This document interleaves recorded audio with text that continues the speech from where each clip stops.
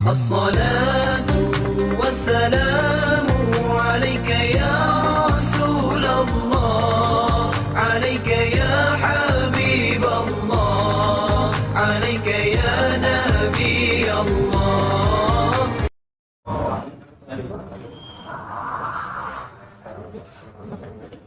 Bismillahirrahmanirrahim.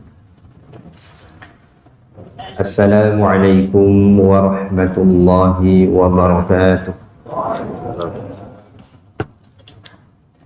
Alhamdulillahilladzi hadana lihadza wa ma kunna linahtadiya laula an hadana Allah.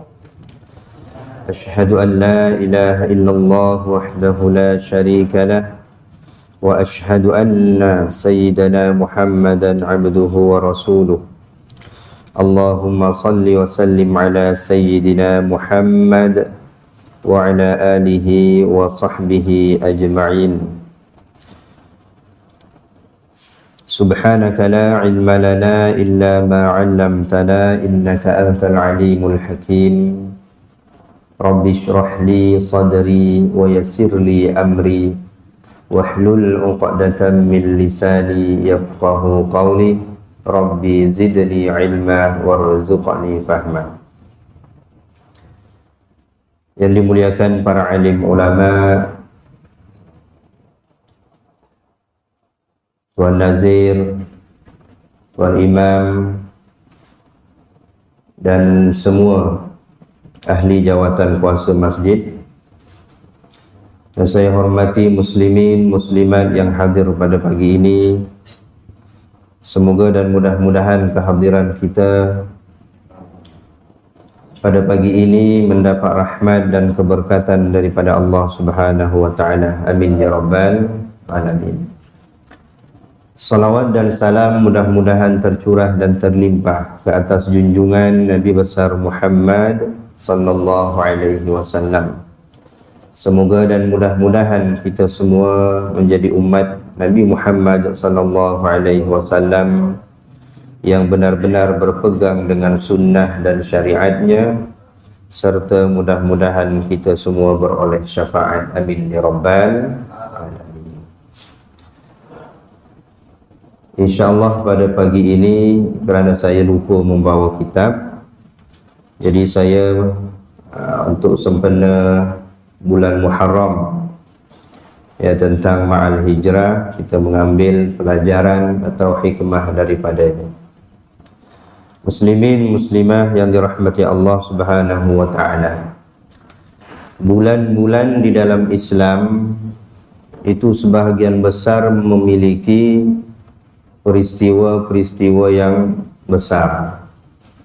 Apabila kita masuk pada bulan Rabiul Awal, kita diperingati dengan peristiwa Maulidur Rasul, kelahiran Nabi Muhammad sallallahu alaihi wasallam.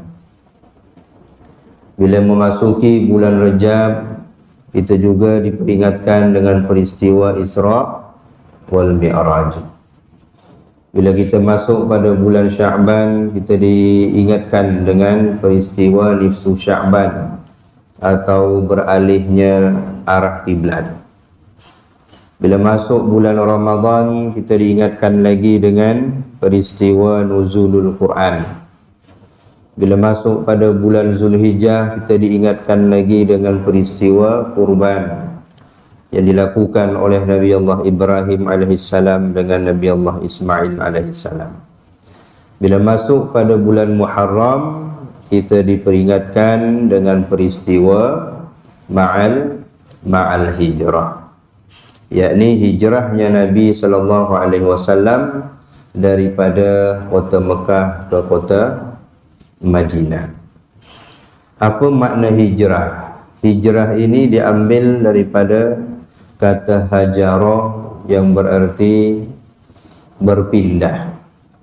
Jadi hijrah ada tiga maksud: hijrah tempat, hijrah keadaan, dan hijrah sifat atau akhlak. Itu hijrah. Hijrah tempat seperti yang dilakukan oleh Nabi sallallahu alaihi wasallam dan para sahabatnya daripada Mekah ke Madinah.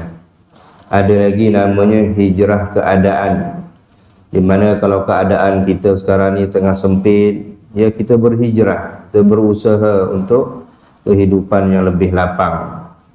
Daripada keadaan yang sedih umpama, kita berusaha atau berhijrah kepada keadaan yang lebih bahagia dan sebagainya. Ada juga hijrah itu hijrah sifat, akhlak, di mana kita ini mungkin selalu bercakap benda-benda yang tidak berfaedah, maka kita berhijrah kepada sekarang ini lebih seperti membaca Al-Quran, banyak berzikir, berselawat dan sebagainya. Ya, kalau sebelum ini kita suka menzalimi orang, bercakap pasal orang, sekarang berhijrah kepada lebih banyak mendoakan kebaikan pada orang. Ini hijrah.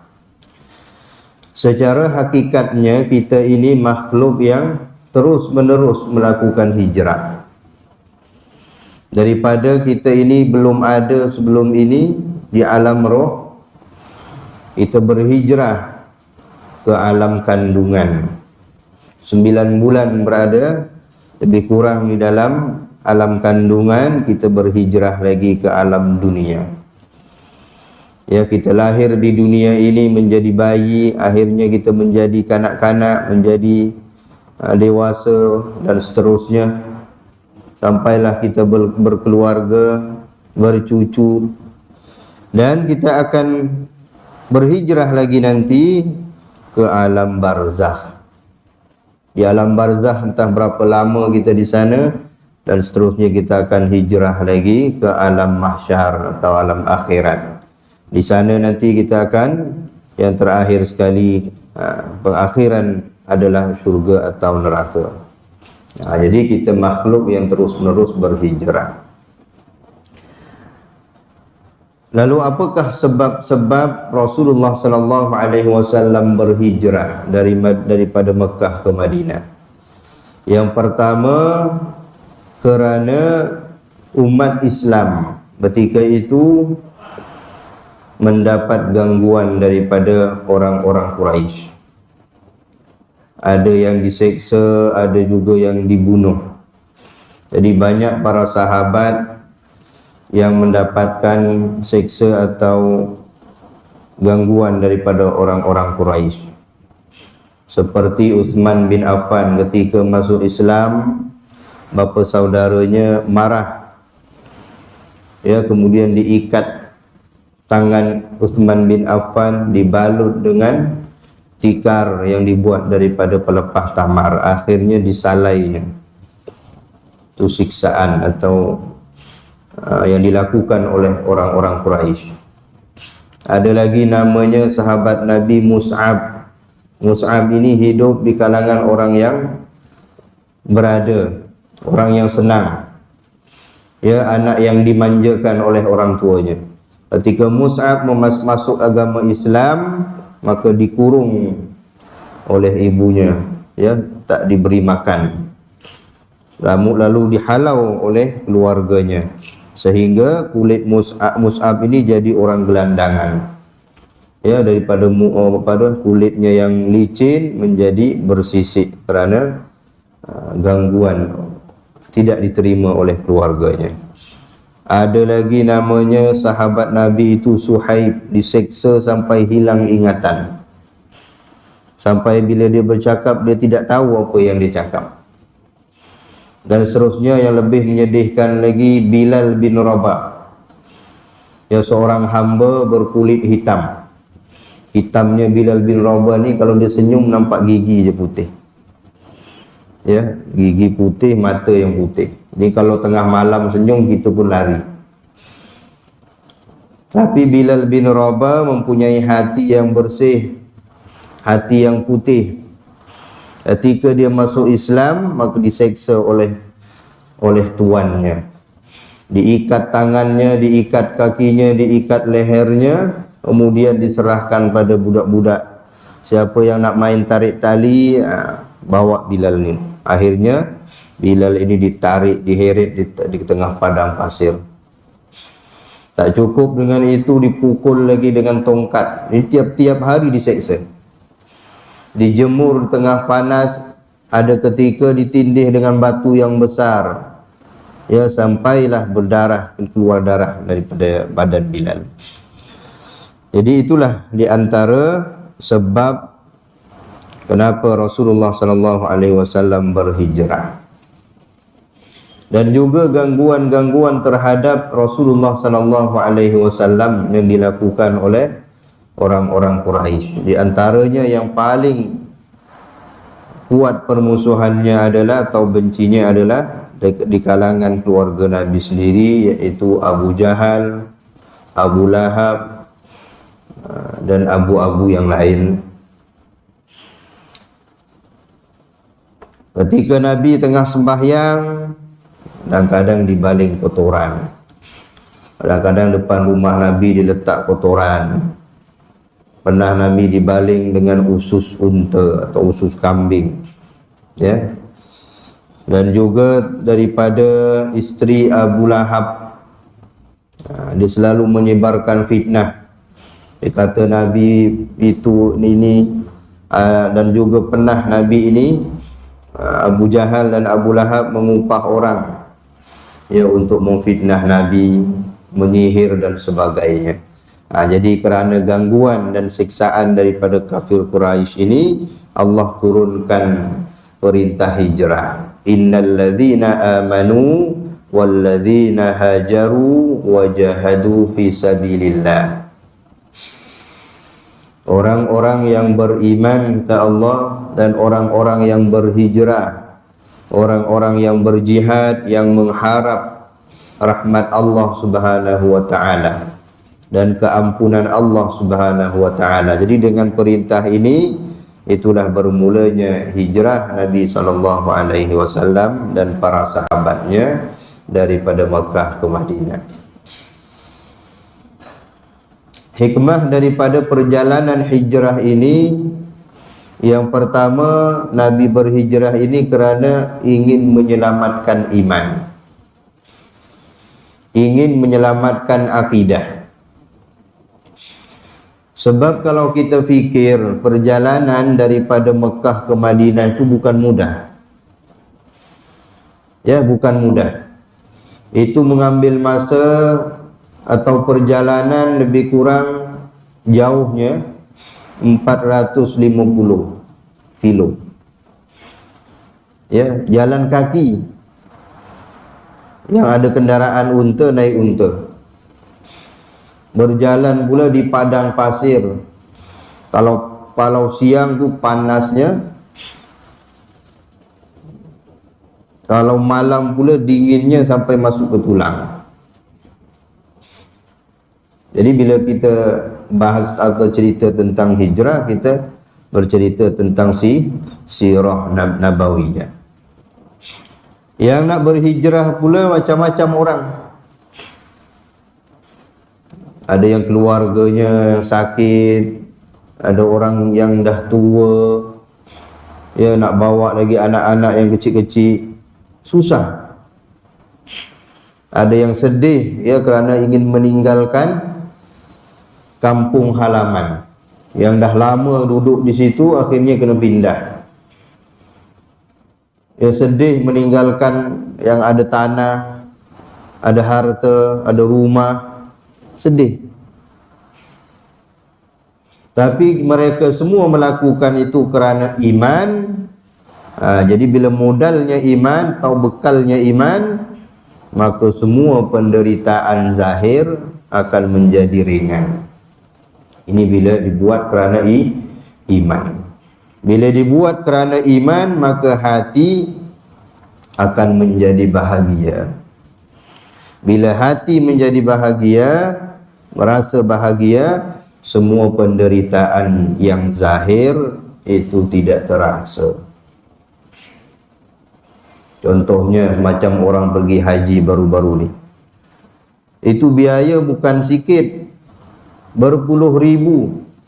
Dia meninggalkan rumahnya, meninggalkan keluarganya, dia meninggalkan hartanya, pergi pula ke tempat sana yang panas dan berdesakan pula dengan berjuta-juta manusia, kadang tidurnya pun kurang, makannya pun kurang.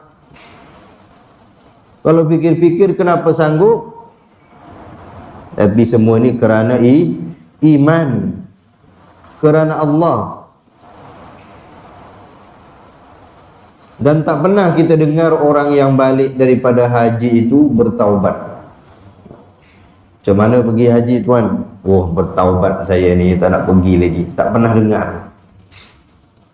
Yang selalu kita dengar, saya semenjak ada dan nak balik dah tawaf wada itu saya menangis di hadapan Kaabah. Berdoa kepada Allah, ya Allah, bilakah kau akan panggil saya ke sini lagi? Dia belum balik lagi dah minta untuk kembali ke sana. Ini kalau modalnya kerana iman. Hati bahagia dan penderitaan zahir jadi ringan, tak terasa. Contohnya lagi seperti ibu-ibu yang mengandung. 9 bulan mengandung tu susah payah. Dia dengan alahannya lagi, dengan muntahnya lagi, dengan mabuknya lagi.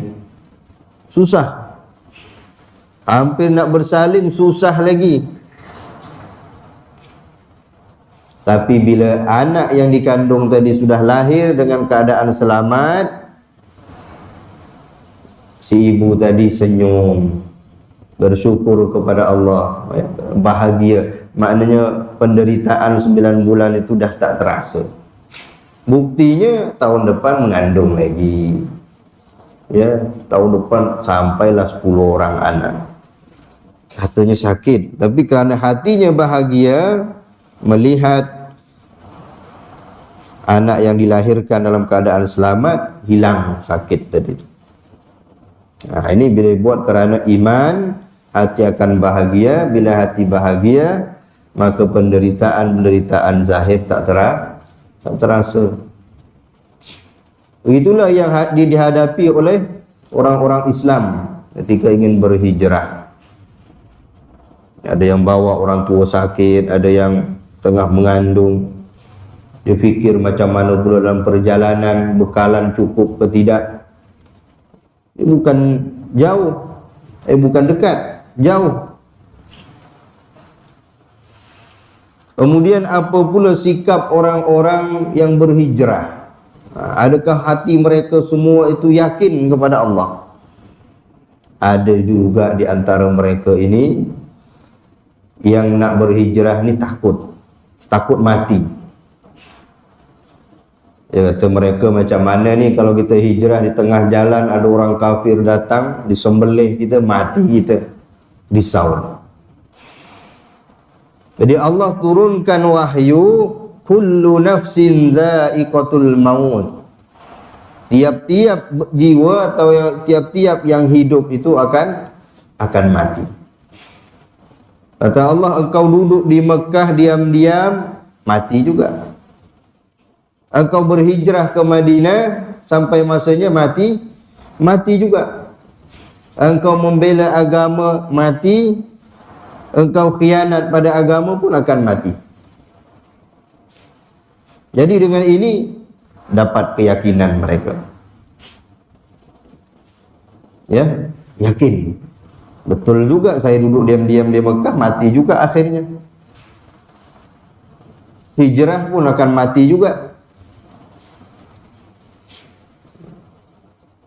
Umar Al-Khattab semasa dia mendengar ayat ini turun, dia kumpulkan orang-orang Quraisy. Ya ma'syarul Quraisy, wahai orang-orang Quraisy, semua kumpul sini.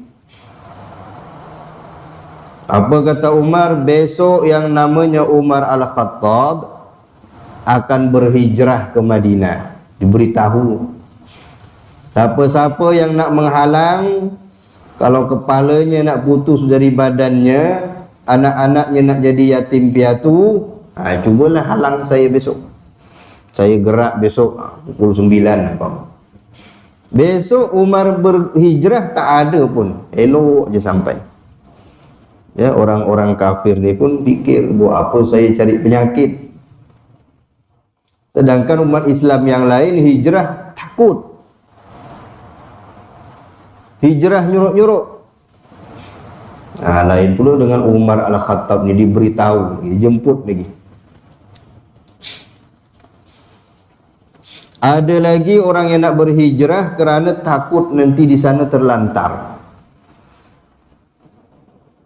Ya, kata mereka, macam mana kita berhijrah ke Madinah, nanti sana nak makan apa, nak kerja apa. Kalau di sini orang kenal kita, saudara ramai, mereka macam mana susahnya pun akan menolong kita. Tapi kalau pergi ke sana, siapa nak tolong kita? Nak makan apa? Macam-macam fikiran. Allah turunkan lagi ayatnya, ya ibadiyalladzina amanu inna ardi wasi'atan fa iyaya fa'budun. Wahai Muhammad, katakan pada hamba-hambaku yang beriman tadi, sesungguhnya bumiku itu luas. Di mana saja kamu pergi, ada rezeki Allah. Jangan kamu risau, takut kelaparan, takut tak makan. Lagi kamu ada usaha, ada rezeki Allah. Jadi Allah kuatkan lagi keyakinan umat Islam. Ada juga orang yang nak berhijrah ke Madinah ini kerana bisnes.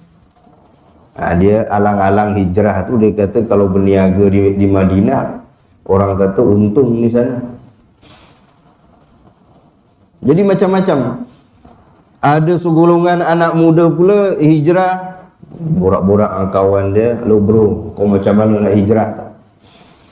"Iyalah nak hijrah, dengar-dengar di Madinah tu gadis cantik-cantik," katanya. Ya, ada yang nak berhijrah kerana nak kahwin. Jadi turunlah hadis Nabi, innamal a'malu binniyat. Setiap amal itu tergantung dengan niat. Wa innama likulli imri'in ma nawa. Faman kanat hijratuhu ila Allah wa rasulih fa hijratuhu ila Allah wa rasulih. Faman kanat hijratuhu ila dunya yusibuha. Siapa-siapa, kata Nabi, yang hijrahnya kerana Allah dan Rasulnya, sampai kepada Allah dan Rasulnya. Tapi yang hijrahnya kerana dunia yang dia cari, atau kerana wanita yang dia nak dinikahi, fahijratuhu ila ma hajara ilaihi. Jadi hijrahnya hanya dapat itu saja. Jadi macam-macam niatnya. Ada tadi hijrahnya takut mati, ada yang hijrahnya kerana takut kelaparan, ada hijrahnya kerana macam-macam.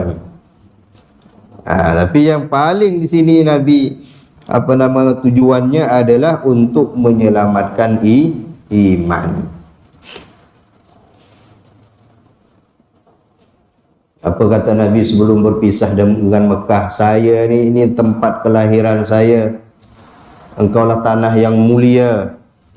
Saya mencintai Mekah ini. Kalaulah bukan kerana orang-orang Mekah menghalau saya tidak akan berpindah daripada Mekah ini. Tapi kerana iman di situ dah tak selamat. Maknanya kalau keadaan kita iman dah tak boleh nak diselamatkan, sekeliling kita banyak orang berjudi, sekeliling kita banyak orang yang ketika itu kita diperintahkan berhijrah. Kerana kita tak mampu nak mengubah lingkungan tadi, hijrah. Tapi kalau masih mampu menjaga, masih mampu orang kata berdakwah, tak payah berhijrah. Ya?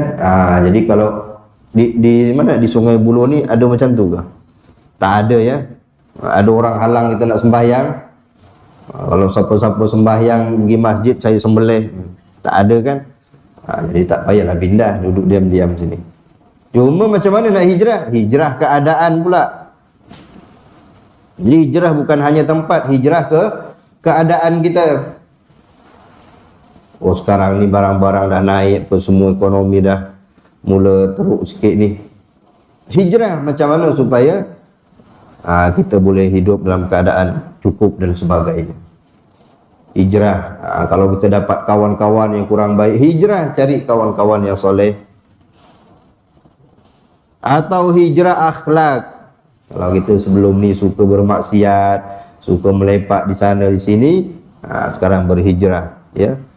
Suka duduk di majlis ilmu dan sebagainya. Banyak hijrah.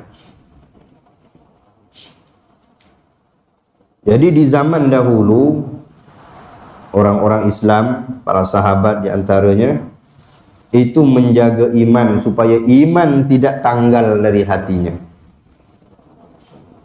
Ya, jadi menjaga iman, memelihara iman, berpegang teguh dengan iman sampai ada yang putus kepalanya, sampai ada yang diseksa. Umat dulu. Seperti apa lagi kisah apa nama perempuan yang mula-mula syahid jalan Allah, Sumayyah. Sumayyah ni anak yatim piatu. Masa kecil lagi dah ditinggal oleh ibu dan ayahnya. Dijaga oleh tuannya, oleh majikannya. Majikannya pula ni kawan baik Abu Jahal. Sampailah besar, Sumayyah kahwin dengan Yasir. Dah dikurniakan seorang anak namanya Ammar. Ketika masuk Islam, diseksa oleh majikannya tadi. Lebih kurang apa yang dihadapi oleh Bilal tadi. Diikat tangannya, diikat kakinya. Ni perempuan dah tua dah ni, Sumayyah. Ditarik keliling kampung, padang pasir tengah panas tu tarik. Dipakaikan baju besi di tengah panas tu. Ya, kadang-kadang ditusuk dengan besi yang panas. Dan juga kemaluannya tu ditusuk dengan lembing. Dicongkil matanya pula. Tengah hidup ni dicongkil matanya. Dan akhir sekali direndam kepalanya ke air sampai mati. Itu yang dihadapi umat Islam ketika itu. Ya, nak mempertahankan iman. Tapi tuan-tuan, pada akhir zaman ini cabaran apa yang kita hadapi itu lebih lagi mencabar. Musuh yang kita hadapi adalah musuh yang tak nampak. Musuh yang tak nampak. Dan umat Islam pada akhir ini tak payah susah-susah lagi disembelih, diseksa. Mereka sendiri yang keluarkan imannya. Mereka sendiri yang menanggalkan imannya. Dalam hadis Rasulullah sallallahu alaihi wasallam daripada Abu Musa Al-Asy'ari tentang akhir zaman, akan datang kata Nabi satu fitnah di akhir zaman seperti potongan-potongan malam. Fitnah ni sangatlah teruk seperti malam yang gelap. Pada ketika itu orang Islam, maknanya pagi dia Islam, malamnya kufur. Bila malamnya Islam, besoknya kafir. Senang betul tanggal, masuk tanggal. Fitnah pula seperti malam. Maknanya di akhir zaman ini orang dah tak tahu nak ke mana nak berpegang. Yalah, dah gelap. Ya, kalau dah gelap tu kita nak ke bilik air pun kadang-kadang terlanggar tiang tu, terlanggar dinding. Jadi hidup meraba-raba semua. Apa yang dia pegang, itulah yang dia pegang.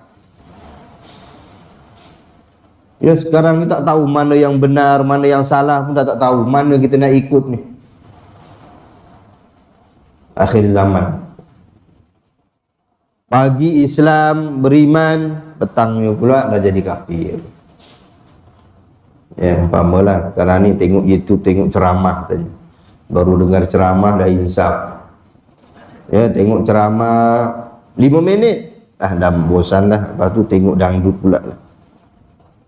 Hilang tadi dia punya iman tadi ya. Malam nanti dengar ceramah lagi. Besok kembali lagi pada fitnah akhir zaman. Dan kalau kita tengok tadi ya, sejarah macam mana orang Islam mempertahankan iman, Nabi dan para sahabat memperjuangkan imannya tadi sampai berhijrah, sampai kena seksa dan sebagainya. Kerana mereka lah kita ni hidup sekarang ni kenal Allah, ya, dapat hidayah, tapi kita mudah-mudah saja menanggalkan iman dari dalam hati. Dan juga kata Nabi akan datang lagi fitnah yang paling berbahaya. di akhir zaman itu fitnah wanita. Nabi datangnya Islam ni mengangkat martabat wanita. Sampai dalam Quran tu ada namanya satu surah An-Nisa, surah perempuan. Tak ada surah lelaki. Ya Allah nak naikkan martabat wanita ini. Tapi akhir zaman wanita itu sendiri yang mencabut kehormatannya. Dia nak kembali balik pada jahiliyah, bahkan lebih teruk pada orang-orang jahiliyah. Ini fitnah yang besar zaman kita, ya. Kalau zaman kita sudah mencabar macam ni, anak kita, cucu kita nanti itu lebih lagi mencabar. Sebab itu kita bekalkan iman yang kuat, ilmu, supaya mereka tetap berada di landasan yang benar. Itu yang pertama, Nabi berhijrah ke Madinah itu untuk mempertahankan akidah atau mempertahankan iman. Yang kedua, hikmah daripada hijrah itu adalah memperkukuhkan ukhuwah, menyatukan umat. Orang Mekah yang hijrah ke Madinah disebut muhajirin. Orang Madinah yang menyambut orang Mekah disebut Ansar. Apa sikap orang Ansar, orang Madinah? Adakah mereka ini marah? Orang Mekah, di sini hati-hati ya, jangan macam-macam sini. Lawak macam-macam, saya potong leher. Ada macam tu. Awak pendatang asing kan, hati-hati duduk sini. Tidak. Ansar ni menerima. Apa kata orang Ansar? Wahai ahlan wa sahlan, selamat datang kepada saudaraku daripada Mekah. Jangan kau risau di sini, takut terlantar, takut tak ada tempat. Saya ada 4 bilik rumah saya. Awak pakai 2 bilik, saya pakai 2 bilik. Itu sambutan orang Ansar. Yang lain pula yang takut tak makan tadi, wahai orang Mekah, saudaraku jangan takut tak makan di sini. Saya ada 4 ekor kambing, awak ambil 2, saya 2.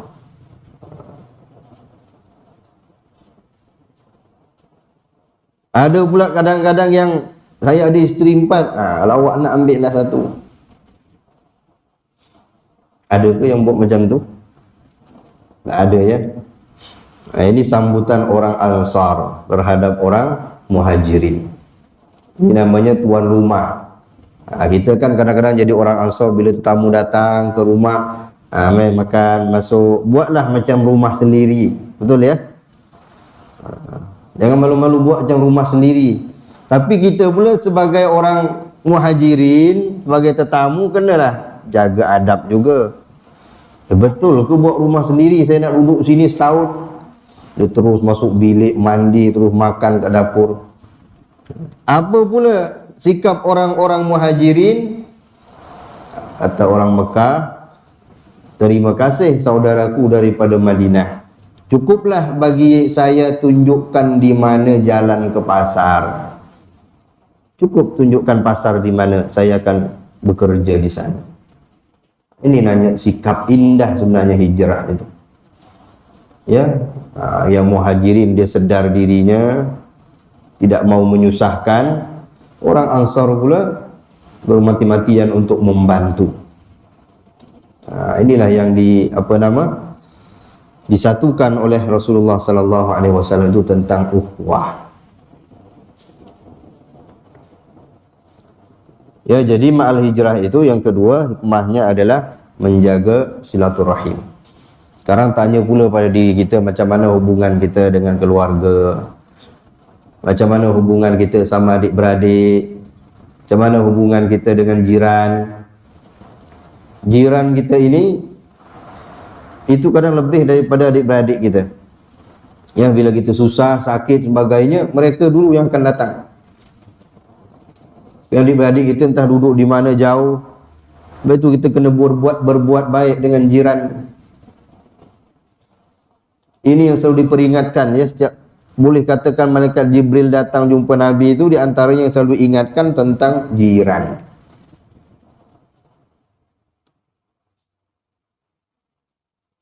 Macam mana hubungan dengan anak-anak, itu ukhuwah semua. Ya, kerana manusia ini Allah cipta, inna khalaqnakum min dzakari wa untha wa ja'alnakum syu'uba wa qabaila lita'arafu. Allah menciptakan manusia ini laki, perempuan. Kemudian Allah ciptakan lagi kabilah-kabilah, puak-puak. Apa tujuannya? Lita'arafu, supaya saling kenal, mengenal. Ada orang kulit putih, ada orang kulit hitam, ada orang kulit manis. Ya, ada orang yang daripada mana? Macam-macam tempat. Supaya kita saling kenal mengenal. Itu tujuan Allah mencipta manusia itu berpuak-puak, berkabilah-kabilah. Jadi yang terakhir ni ada beberapa tempat atau perkara yang boleh kita amalkan untuk menjalinkan hubungan silaturahim. Yang pertama adalah afsus salam bainakum. Sebarkan salam. Kita mulakan dengan salam dulu. Yang mana kita tengok salam ini dah kurang sekarang, ya, budaya salam ni. Hanya pada orang-orang yang kenal saja, orang masjid dengan orang masjid saja. Orang yang tak pergi masjid kita tak beri salam. Padahal banyak orang Islam, tak semestinya orang Malaysia atau orang mana ke. Bila kita tahu Islam, maka hak kita sebagai seorang Islam terhadap Islam yang lain memberi salam. Beri salam. Jangan halo bro, halo kawan. Itu budaya budak kita sekarang, ya. Tapi budaya Islam, sebarkan salam. Salam itu doa.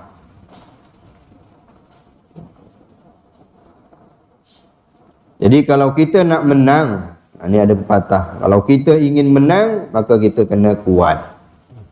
Tak ada kekuatan. Kalau kita nak kuat, kita kena bersatu. Macam mana kita nak bersatu? Jalinkan hubungan salam tadi. Daripada salam tadi kita akan dapat bersatu. Bila bersatu kita akan kuat. Bila kuat kita akan menang. Yang kedua yang boleh kita eratkan hubungan silaturahim untuk ukhuwah adalah majlis ilmu macam ni lah. Majlis zikir, majlis-majlis, ya, ta'lim dan sebagainya. Itu boleh menyatukan umat. Maknanya majlis-majlis ulama. Yang ketiga, masjid. Masjid boleh menyatukan umat. Yang datang dari sana, yang datang dari sebelah kiri, kanan, semua menghadap duduk di masjid ini. Tidak dibezakan mana kaya, mana miskin, mana ada pangkat, sama. Ya, yang datang ke masjid semua kena tanggal kasut, tanggal selipar, betul? Tak ada mentang-mentang saya ni bos. Tak ada dalam bos-bos dalam masjid ni. Masuk ke masjid, semua hamba Allah. Yang datang dari timur ke dari barat ke daripada selatan, utara, masuk masjid menghadap kiblat yang sama. Bacaan yang sama. Di zaman Nabi, masjid itu jadi tempat tumpuan umat. Di masjidlah Nabi mengatur, membuat musyawarah, ya, ceramah dan sebagainya, mengatur perang, semua masjid. Jadi kegiatan umat. Bahkan bila ada peristiwa-peristiwa seperti banjir ke atau hujan yang lebat, maka umat Islam akan lari ke masjid. Jadi masjid ini tempat penyatuan umat. Jangan berpisah dengan masjid. Yang keempat, yang boleh lagi menjalinkan ukhuwah adalah solat berjemaah. Solat jemaah. Di rumah ajak anak-anak kita, keluarga kita berjemaah. Jangan menyuruh. Kalau suruh, itu tak jalan. Kalau suruh tak jalan. Tapi kita ajak, jom berjemaah. Kita gerak sekali, baru jalan, ya. Di situ yang akan mengeratkan hubungan anak dengan ayah, ibu bapa dan sebagainya, solat berjemaah. Kemudian yang terakhir, yang kelima, ini yang best ni, iaitu makan-makan. Makan-makan ni pun boleh bersatu orang ya. Berlainan politik ke, berlainan apa ke, kalau bab makan bersatu. Lagi-lagi ada kambing golek ke, itu tinggalkan dululah bergaduh tu, tinggal dulu. Itu makan sama-sama dulu. Jadi kalau makan-makan itu, kenduri itu boleh menjalinkan ukhuwah, itu kena buatlah selalu yang ada kemampuan. Ya, cuti-cuti panggil adik-beradik, jom datang rumah sini, ada masak-masak, makan-makan. Ya, ini biasanya lah orang kita ni bab makan tu bersatu. Jadi carilah apa saja tempat atau sesuatu yang boleh menyatukan umat. Ya, maka itu satu kebaikan. Jadi dua sajalah untuk kita ambil hikmah daripada Ma'al Hijrah itu. Yang pertama, jaga iman. Ya, pertahankan iman, jangan sampai tanggal, kerana kita hidup dengan iman, kita nak mati pun dengan iman, nak menghadap Allah pun dengan iman. Ini bekal kita. Yang kedua, jaga hubungan kita sama Islam, ukhuwah, di antaranya sama keluarga. Ya, kerana Allah Subhanahu wa taala tidak akan menerima amal seorang itu yang memutuskan tali silaturahim. Lebih 3 hari saja tak bertegur siapa kerana dendam, gaduh dan sebagainya, Allah tak terima amalnya. Jadi itu sahaja, mudah-mudahan apa yang kita dengar daripada Ma'al Hijrah ini kita dapat manfaat dan juga dapat kita amalkan dalam kehidupan kita, insya-Allah. Subhanakallahumma wa bihamdika asyhadu an la ilaha illa anta astaghfiruka wa atubu ilaik. Bismillahirrahmanirrahim. Wal 'asr innal insana lafi khusr illa alladhina amanu wa 'amilus solihati wa tawassaw bil haqq wa tawassaw bis sabr. Rabbana atina fid dunya hasanah wa fil akhirati hasanah wa qina adzaban nar. Walhamdulillahi rabbil alamin. Wassalamualaikum warahmatullahi wabarakatuh. Jazakumullah.